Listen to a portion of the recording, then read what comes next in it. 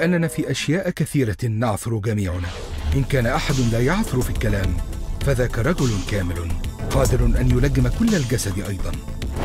هو ذا الخيل، نضع اللجم في أفواهها لكي تطاوعنا فندير جسمها كله.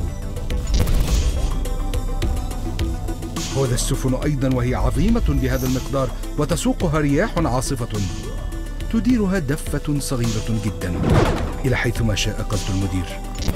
هكذا اللسان أيضا، هو عضو صغير ويفتخر متعظما. هو ذا نار قليلة أي وقود تحرق. وأما اللسان فلا يستطيع أحد من الناس أن يذلله.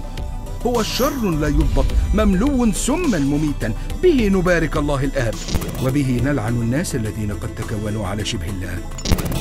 هل تقدر يا إخوتي تينة أن تصنع زيتونا أو كرمة تينا؟ ولا كذلك ينبوع يصنع ماء مالحا وعذبا. من هو حكيم وعالم بينكم فليري أعماله بالتصرف الحسن في وداعة الحكمة، لأنه حيث الغيرة والتحزب هناك التشويش وكل أمر رديء.